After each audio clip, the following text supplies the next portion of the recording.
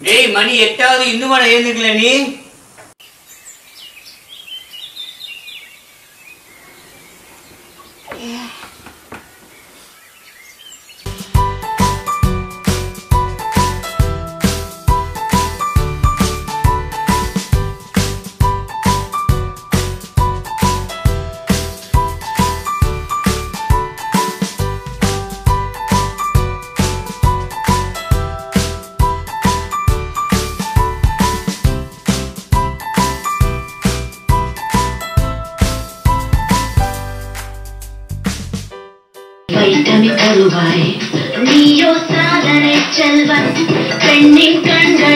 Rice வச்சிருக்க 3 whistle வந்ததோ of பண்ணிடுறீ.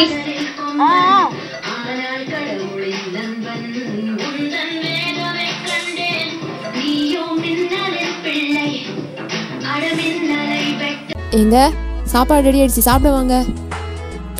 வரேன்.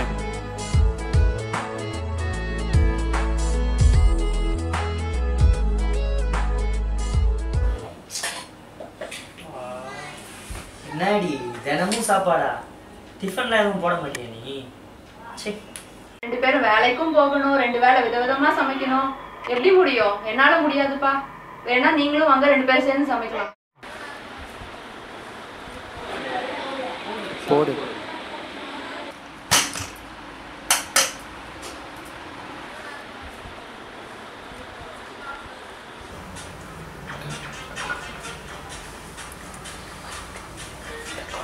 இன்னும் செல்லியே நோண்டிட்டு நீ சாப்பாடு சாப்பிட போறதில்ல.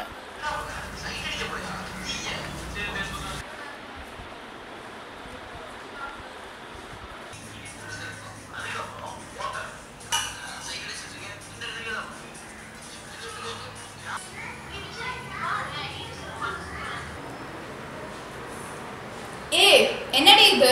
அரிசியை தண்ணியில ஊற வச்சியா இல்ல மண்ணெண்ணெயில ஊற வச்சியா? உங்க அம்மா மாதிரி சும்மா குறை சொல்லிட்டே இருக்காதீங்க. அரிசி யாராவது மண்ணெண்ணெயில ஊற வைப்பாங்களா? இப்ப எதுக்கு எங்க அம்மா விழுக்கிற? நான் நீயே சாப்பிட்டு பாரு. ஏன் அப்படி பண்ணு நீ? சாப்பாடு நீ கொடுக்குற மரியாதை இதுதானா? அம்மா இல்லைன்னு சொல்லிட்டு செல்லம்மா ஒன்று வருஷத்துக்கு நீ நடந்துக்கிற விஷயம் இப்படிதான் இருக்குமா? ஒவ்வொரு பருக்கைக்கு பின்னாடி ஒவ்வொருத்தர் உழைப்பு இருக்குடா.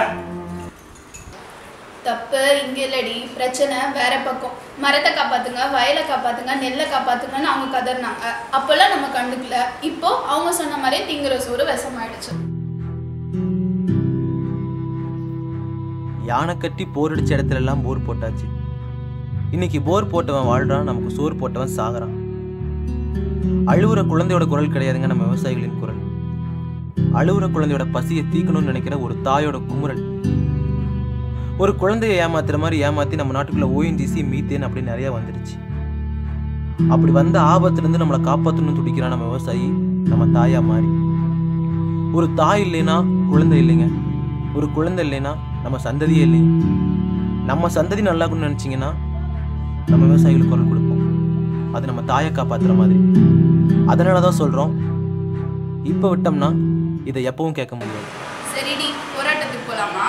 போலாம். என்ன இந்த போலீஸ்காரங்களை நினைச்சாதான் கொஞ்சம் பயமா இருக்கு. நீ ஏண்டி பயப்படுற? இன்னும் எருமசானியாவே இருந்தோன்னு வச்சுக்கோயேன், நம்ம விடுற மூச்சு காத்து கூட விட்டு வைக்க மாட்டானுங்க. இந்த வாட்டி மட்டும் பொண்ணுங்க மேல கை வச்சானுங்க, பசங்க பார்த்துட்டு சும்மா இருக்க மாட்டானுங்க. டேய் நான் தான்டா. சொல்லு மச்சான். நாம என்ன நடக்கக்கூடாதுன்னு நினைச்சோமோ அது நடந்துருச்சு. திங்கிற சோறு விஷமாயிடுச்சுடா. இதை இப்போ விட்டோம்னா எப்பயும் கேட்க முடியாது. நானே சொல்ல நினைச்சிட்டு மச்சான். ஒன்றும் பிரச்சனை இல்லை, நான் பசங்க கூட பீச்சுக்கு வந்துடுறேன். என்ன அந்த போலீஸ்காரன் பார்த்ததான் கொஞ்சம் பயமா இருக்கு. நீ ஏன்டா பயப்படுற? அவங்களும் பசிச்சா வயிற்றுக்கு சோறு தானே சாப்பிட்றாங்க.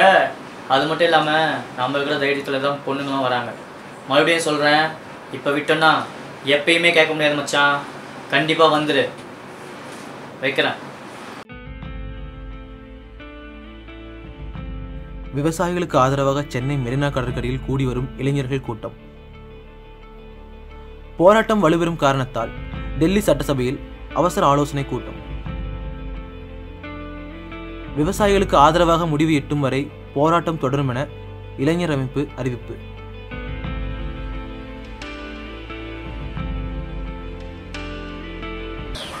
வணக்கங்க.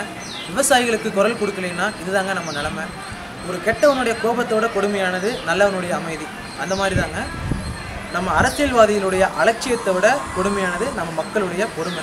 அந்த மாதிரி பொறுமையாக இருந்து இருந்து இருந்து இருந்து எல்லாத்தையும் இழந்தாச்சும் நம்ம கையில் இழக்கிறதுக்கு ஒன்றுமே கிடையாது.